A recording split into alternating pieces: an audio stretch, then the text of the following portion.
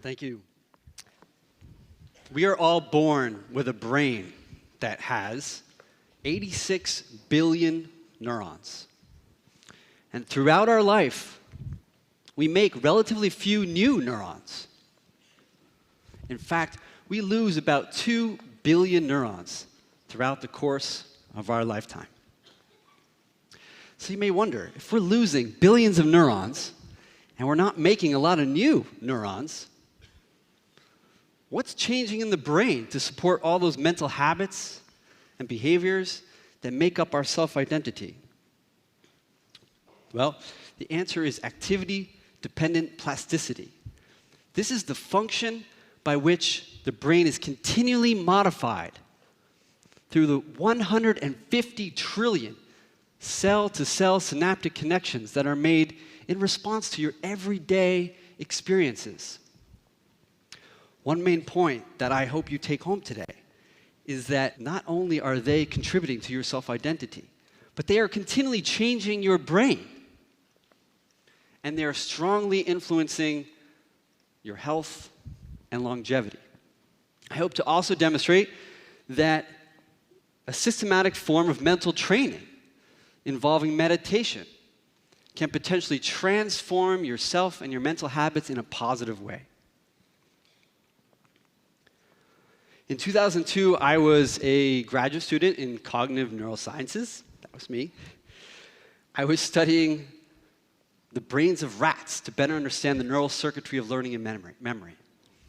And activity-dependent plasticity was a really important concept for studying memory, but I was interested in how that concept could be applied towards a neuroscientific understanding of the self through the lens of meditation and mindful awareness.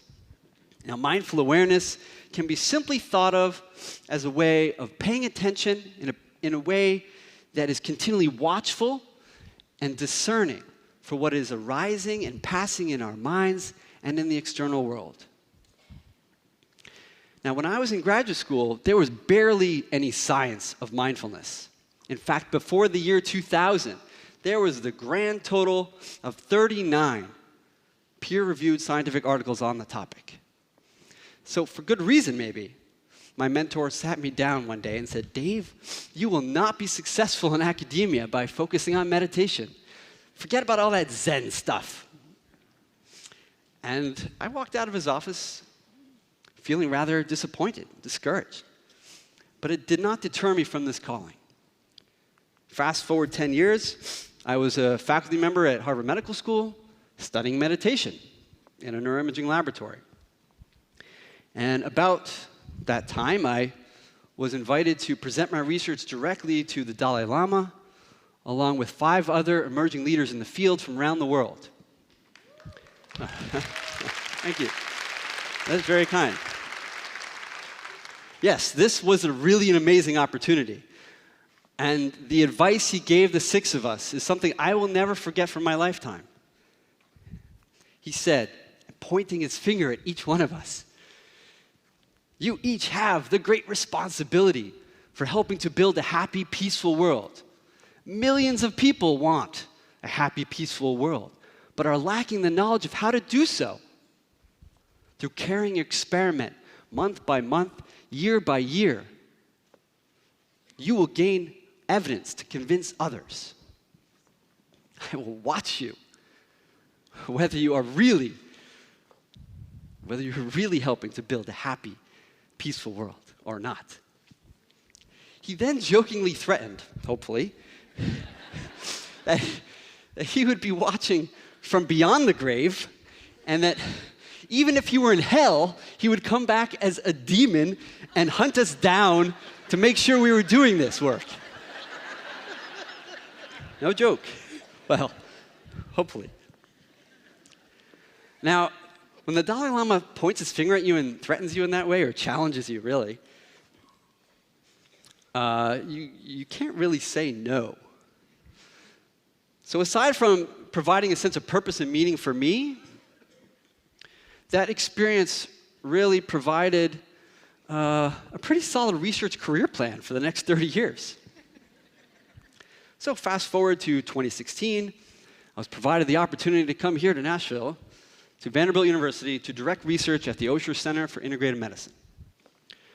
So my interest in the self, through the lens of meditation, comes back full circle to today, where I have the resources and the support to do the science that I originally intended to do back in graduate school.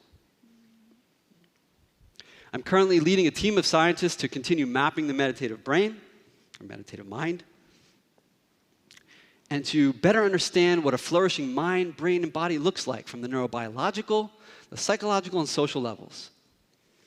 So as we contemplate the self together today, I invite you to think about how all of your life experiences, even the guy all the way up there, have led to who you've become today. And to explore how all of your thoughts and emotions that you're having right now, today, may lead to who you become tomorrow. The Dhammapada, one of the greatest known collections of the Buddha, describes our life is shaped by our mind, for we become what we think. The basic idea here is from birth to the present day, our self, our experience of being someone, our wants, our fears, our desires, our hopes, our values, our expectations, our whole self-identity is continually constructed by a string of moment-to-moment processes of selfing. And these moments can be further broken down into processes of perception, sensory awareness, and evaluation, all of which happen on a time scale of half a second, or 500 milliseconds. And through neurophysiological research, it's been found that the brainstem and the subcortical regions are helping to filter out information that is irrelevant to you and to prepare your mind for action. Now, this part of our mental experience is all happening without conscious awareness. In the second half of each moment, our primary sensory cortices, located throughout the outer surface of our brain, is integrating information coming from perception and awareness and preparing inferences and predictions to inform our behavior. And only by the end of each moment, around 300 to 500 milliseconds, does awareness arise. And then we begin to evaluate what it is we're experiencing. And that evaluation takes place in aspects of our prefrontal cortex. So this string of moments is sustaining our mental habits and dispositions that are self-conditioning and self-perpetuating through repetition. It's continually informing our present state of awareness and coloring our memories for the past and making predictions for the future. And this basic idea here really supports the idea that this little guy here has had about 3 billion moments in 42 years to become the guy who's standing before you today. And somewhere along this string of moments, I developed a bad habit. Maybe you can relate. When I was 8 years old, my mother gave me a punching bag to deal with my anger and frustration. Thank you, Mom. This was effective on the short term. I would go down in my basement and hit that bag every time I got angry or frustrated. But eventually, as you can imagine, that punching bag broke and got thrown out with the trash. But the conditioning did not go away. I never hit any people, but I continued to hit walls and doors and windows. I even have a scar on my hand to go with it. A little over a decade later, when I was 20 years old, my sophomore year of college, I had the opportunity to go on a meditation retreat, a 10-day silent meditation retreat, first time. Not because of my anger, but more so for my curiosity about Buddhism and my interest in studying the mind. This was a profound experience for me on multiple levels. And for one, it provided a signpost in my life leading me to the path that I'm on today. It also provided a mindfulness-based skill of meta-awareness of my mental habits. Now, meta-awareness refers to an awareness of where our attention is and where it's going at any moment. And when we practice using a mindfulness-based approach, it acts as a wedge to open up our minds and provide insight into the mental habits that are arising again and again. And for my anger, it provided awareness to all the triggers and impulses and feelings and thoughts that are associated with my anger. And the state of mindfulness is often described as that wedge of meta-awareness. And if inserted deeply enough into our minds, as described by Buddhist scholar Andy Alensky, it will open our minds up to wisdom. And wisdom is subtly different from awareness in the sense that it can be described as the direct experience with our mental habits. For my anger, it was the body awareness, the sensory awareness in my body. It was the tightness, the clenched fists, the impulse and readiness to act. That was my anger. The idea here is that when we practice mindfulness, the awareness and the wisdom work together, helping to reduce the time spent in judgment and evaluation, to be situated in the present moment with our sensory awareness, and to allow the emotions like anger to arise and pass without the impulse to act. Now, aside from anger, there are other thoughts and emotions that can have negative impacts on our health and well-being. Anxiety, fear, worry, and sadness all have the tendency to be destructive mental habits and dispositions, but only when they are happening with great frequency, when they put the people around you, including yourself, at risk for injury, or they interfere with your social functioning.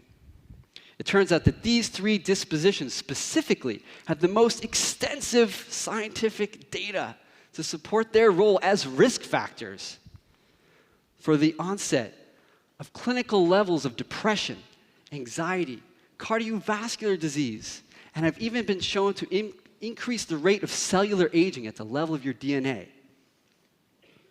One study by the Centers for Disease Control found that an angry disposition increases your chances, or your risk, of developing or dying prematurely of a heart attack by 2.5 times.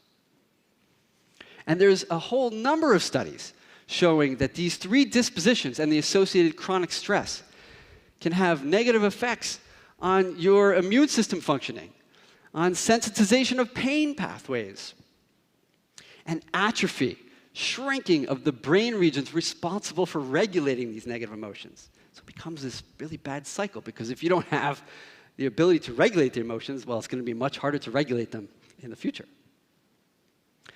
So one of my studies that I wanted to share with you today introduced mindfulness training to a group of women diagnosed with fibromyalgia.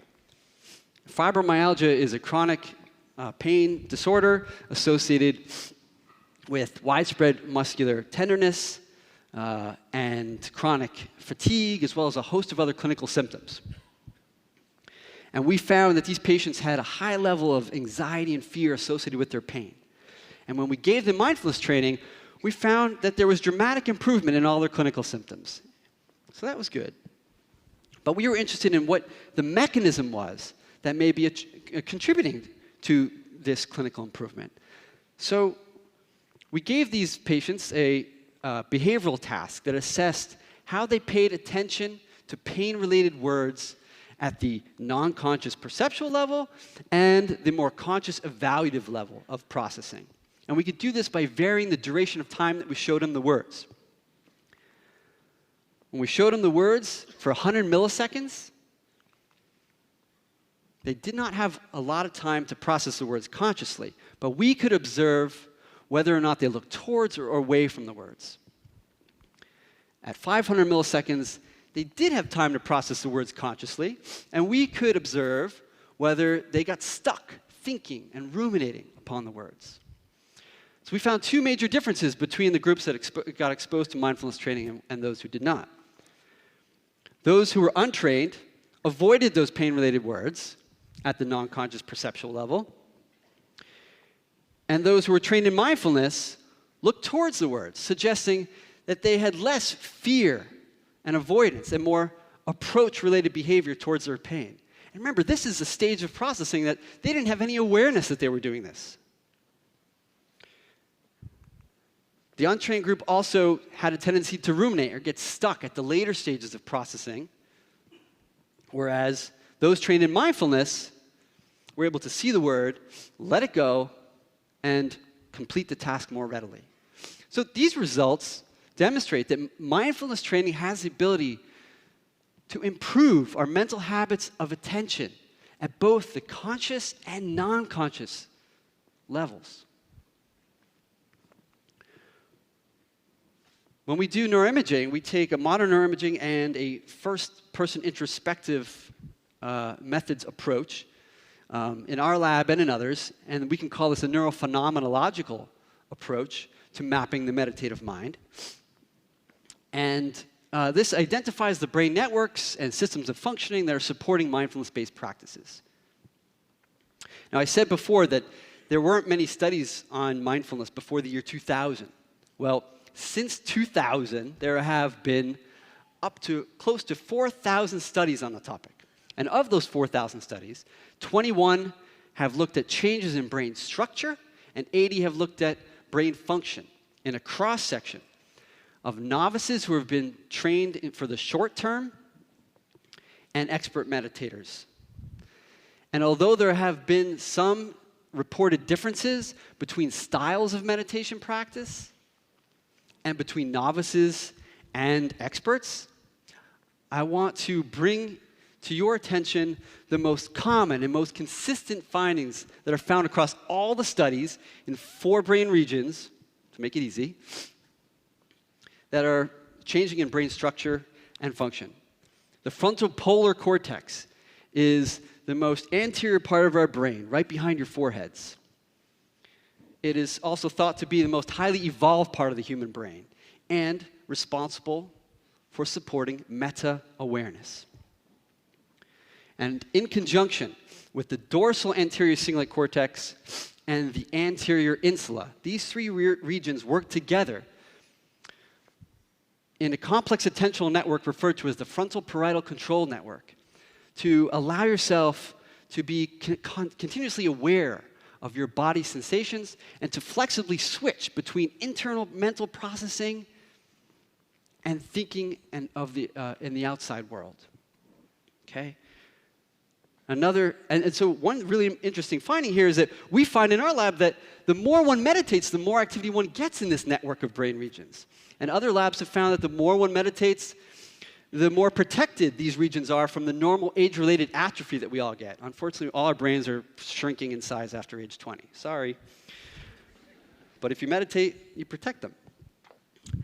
And one other region that you see decreases in activation is the posterior cingulate cortex, or PCC. That's a major node in a larger functional network associated with self-reflection and rumination. So, meeting the challenge set forth by the Dalai Lama, the science is beginning to emerge to support a role for mindfulness and meditation in improving meta-awareness and decreasing an emphasis on ruminative types of processing, especially in the context of high cognitive demand, and also to transform the brain and our mental habits. So, we've learned that every thought and emotion is leading to transforming our brain, literally re-sculpting our brain at every moment. And although we do not have any control of what has happened in the past, we have the power in this moment and going forward to choose how you pay attention to your thoughts and emotions. Every moment then becomes an opportunity for you to change the way we perceive the world and ease the burden by which there is potential for destructive emotions like anxiety, anger, and sadness. So I leave you with the question, what will you fill your mind with? Thank you.